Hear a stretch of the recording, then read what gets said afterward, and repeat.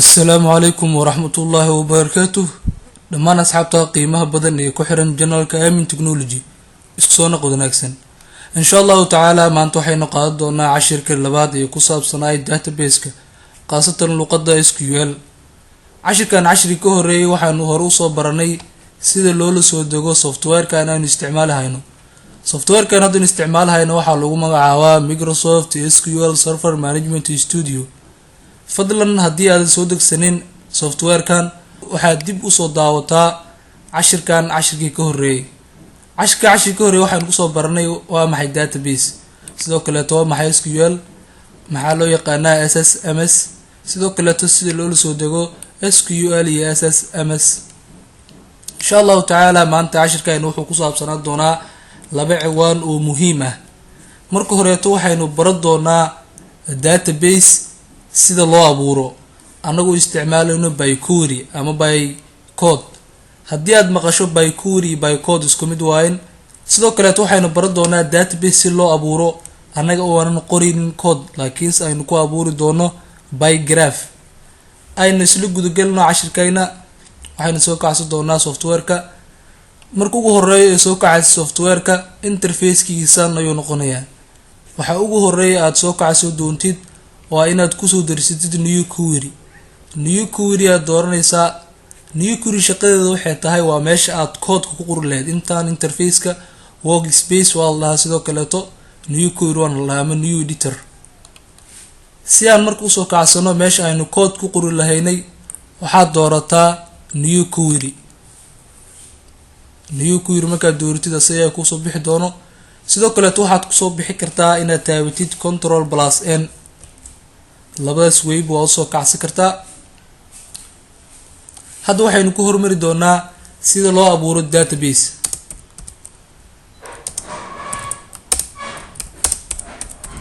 how to create database by query and by code. comment ayaa saaray markaad comment iska saaraysid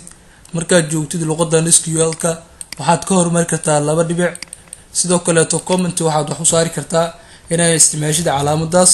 kadib aad tiraa star markuu yahay single line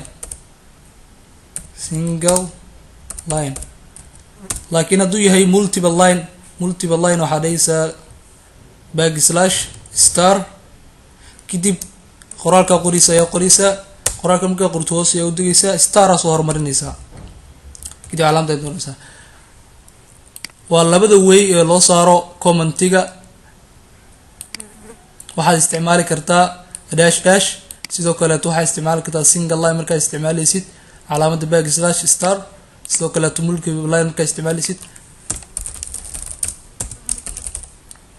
backslash star waan u dibdhigisaa backslash star. marka waxaynu baran doonaa sida loo abuuro database by query. marka ugu horeysa waxaan dhihinaa create database markaad tiraahdo waxaa sheegaysaa database-kaada magac uu yeelan lahay. database-kan hadda waxaan u bixi doonaa SYL school.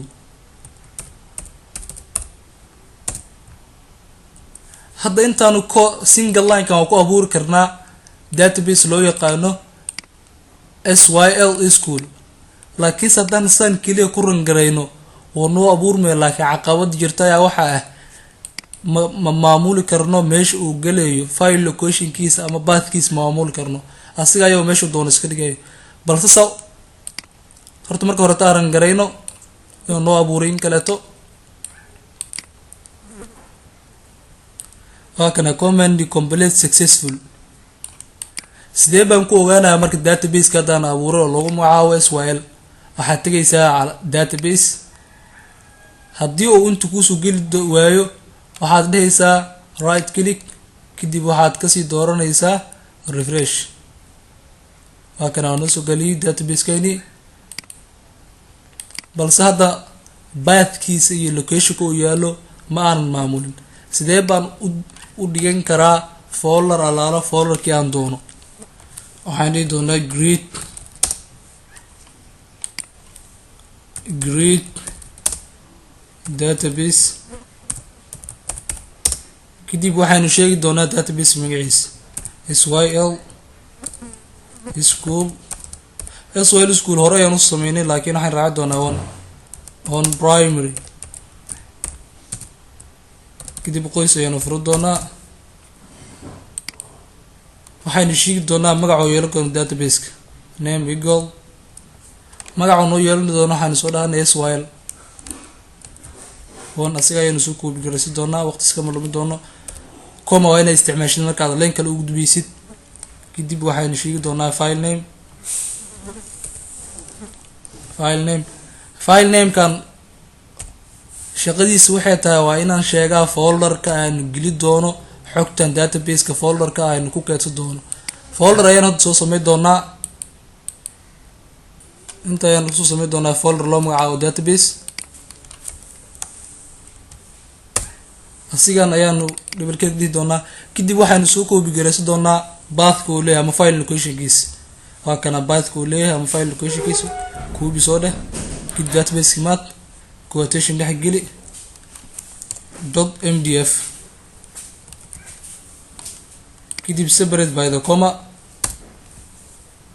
size-ka uu ka bilaabo doono initial size 10 MB ga bilaab MB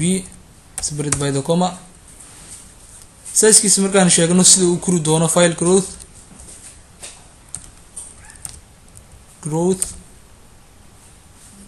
file growthkiisa waxaan dhihi doonaa 100 MB maximum size ugu badan uu yeelo doono maximum size waxaynu sii doonaa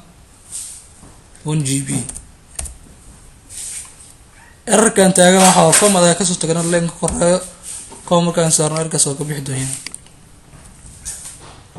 hadda waxaan sameynay on primary waxaa qasab on primary ka sameeysid logon inaa sameeysid logon kadib qoys furo qoyska markaa furatid on primary iyo logon kaliya waxay ku kala duwan yihiin extensionka iyo logon koodka hore ayaan soo koobi garaysan doonaa waxaynu kaliya ku diri doonaa markaan inta joognaa ayaan waxaan dhihi doonaa log sababtoo ah waxaynu joognaa logon sidoo kale wuxuu kala duwan yihiin extensionkan on primary markaa la joogo waa MDF balse markaa la joogo logon wuxuu noqon doonaa extensionkiisa LDF kadib highlight saar koodka dhammaan execute command is complete successful had database-ka oo noo abuuriyo lagu magacaabo SYL school 1 sidee baan ku ogaanayaa horta marka hore ta iskaga xirtay qaanadan hoose oo ku qoran tahay command complete successful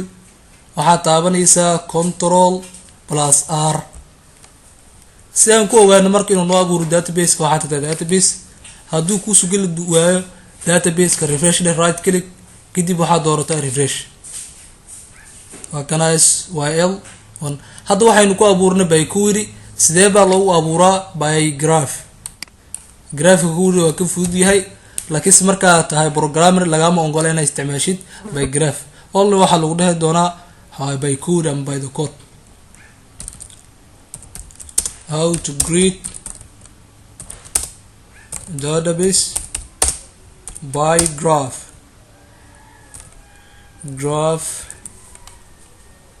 graphka uu ka fududahay sida hore usoo sheegnaba waxaad tegi doontaa database-ka kadib waxaad dhehaysaa right click new database ayaa kasii dooranaysaa new database markaa abuursid database name-ka magaca u bixinaya dooro SYL school 2 ayaanu bixi doonaa sidoo kale waxaad maamuli kartaa meesha uu gelayo path locationkiisa waa kana inta kilid ku dhehaysaa location jecesha ayaa soo dooranaysaa kadib waxaan dhihi doonaa okay saas ayana waxaan kusoo abuurnay SYL school 2 hadda waxaynu soo baranay sida loo abuuro database by query database by graph labadaba insha Allah taala cashkaana maanta inta inuu ogyahay fadlan haddaan ugu cusub tahay nagu soo biir oo channelka subscribe noo saar waad ku maasantaa daawashada muuqaalkan. Assalaamu calaykum waraxmatullaahi wabarakaatuh.